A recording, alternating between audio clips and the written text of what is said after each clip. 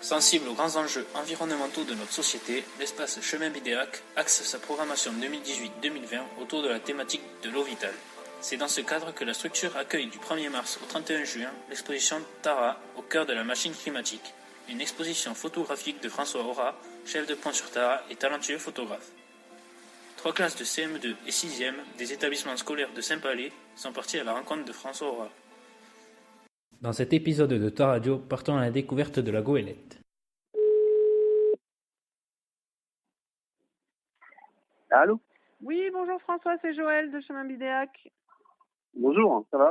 Ça va et vous? Ça va. Est-ce que, comme la dernière fois, vous pouvez nous dire où est-ce que vous êtes et ce que vous faites pour qu'ils sachent un peu? Là, on est sur l'Orient, le bateau est à l'Orient. C'est le port d'attache, en fait, c'est le port d'attache du bateau. Voilà, et là, on fait un arrêt technique, en fait.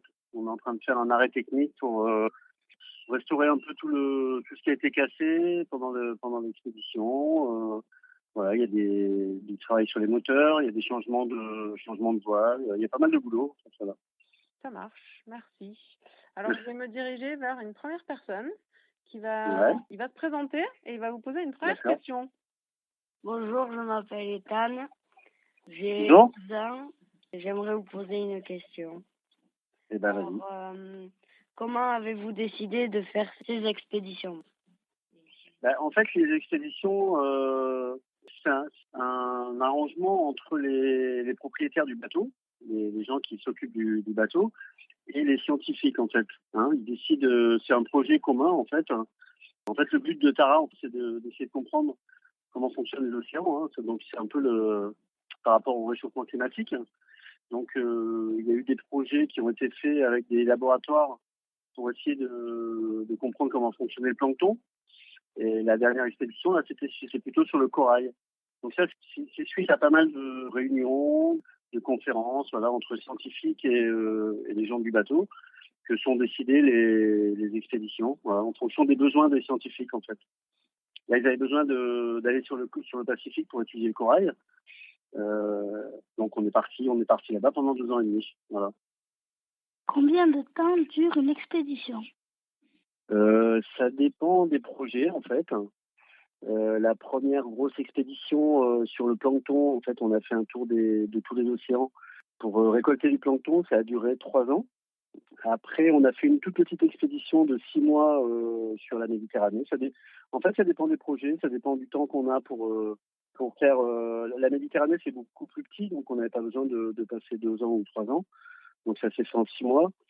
La dernière expédition qu'on vient de faire sur le corail, elle a duré 2 ans et demi. Et la prochaine, je ne sais pas encore. Parce qu'on ne sait pas encore où on va partir exactement.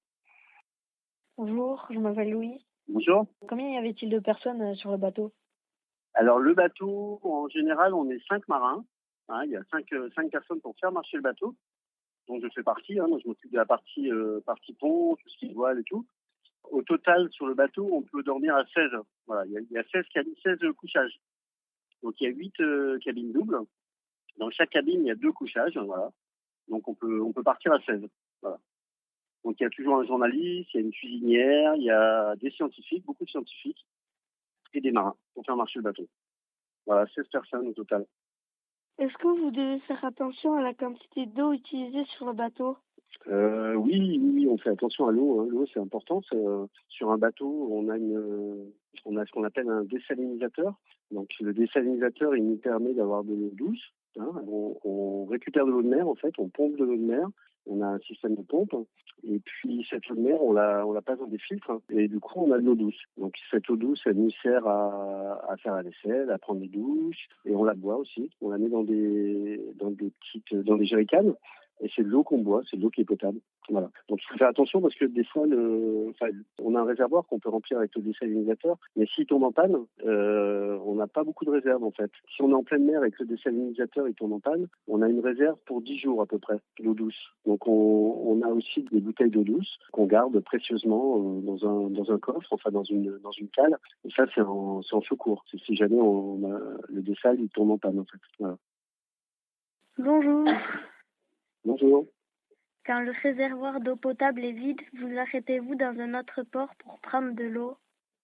Quand on arrive, on profite, oui. Ça dépend des endroits en fait, parce que il y a des endroits où l'eau dans les ports n'est pas potable. Hein. Il y a des endroits en Afrique par exemple, ou des endroits, je ne sais pas, des endroits un peu isolés où l'eau elle n'est pas forcément potable. Donc on demande avant, on se renseigne dans les ports si on peut faire le plein d'eau. Et quand on peut, on remplit notre cuve. On a une citerne de 6 000 litres à bord. Oui, on fait le plein à chaque fois. On essaye de faire le plein d'eau quand on arrive. Mais c'est pas toujours possible, en fonction des pays. Quelle expédition avez-vous préférée? Alors dans toutes celles que j'ai fait, je pense que c'est celle autour du pôle Nord. Parce qu'on a vu plein de belles choses, quoi. On a vu de la glace c'est impressionnant. Les paysages ils changent tout le temps. C'est des endroits tellement uniques, quoi. C'est des endroits très très loin. La météo elle est assez méconnue. Voilà. C'est une vraie expédition, quoi. Quand on fait le tour du pôle Nord, c'est un peu engagé. Donc on voit des belles choses, on voit des ours blancs, on voit des icebergs. Des fois on est coincé dans la glace. Il y a une photo, je crois, dans l'exposition. On voit le bateau qui est coincé dans la glace, là, c'est en Russie. Voilà, il se passe plein de choses tous les jours.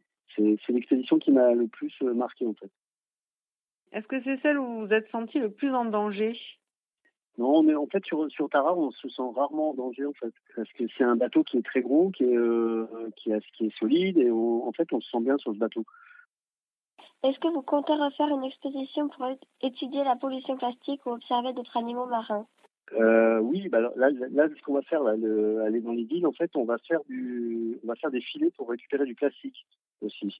C'est pas vraiment une expédition, mais on va profiter de la navigation pour mettre un filet à l'eau, et on aura des scientifiques avec nous qui seront des spécialistes du plastique.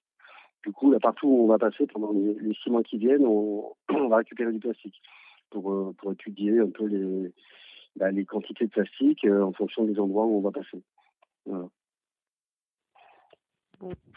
Merci beaucoup. Ça y est. De rien. Peut-être que vous avez une question, parce qu'ils vous posent tous des questions, mais peut-être qu'en sens inverse, vous avez une question à poser. Je sais pas. Là, comme ça, non, je sais pas. Est-ce que l'expo vous plaît? Est-ce que... Ah, alors j'ai quelqu'un qui me répond. Est-ce que l'expo vous a plu? Tiens. Oui, c'est intéressant de voir qu'il y avait... En fait, ce métier, je connaissais pas. Du coup, je trouve ça bien de partir voir d'autres pays qu'on n'a pas l'habitude d'aller voir tous les jours. Bah oui, surtout les pays nord, quoi, nord ou sud, les pays.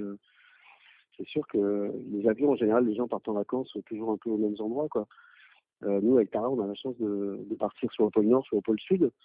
Donc, c'est des endroits où les billets d'avion sont très, très chers. Là, j'ai voulu y aller pour l'été prochain. C'est hors de prix, quoi, parce qu'il n'y a pas beaucoup d'avions qui vont là-bas. Et donc, là, on a une grande chance de pouvoir y aller avec ce bateau, quoi. Et ça, c'est pour ça que les photos sont importantes, parce que c'est des témoignages, quoi. Donc, voilà, c'est un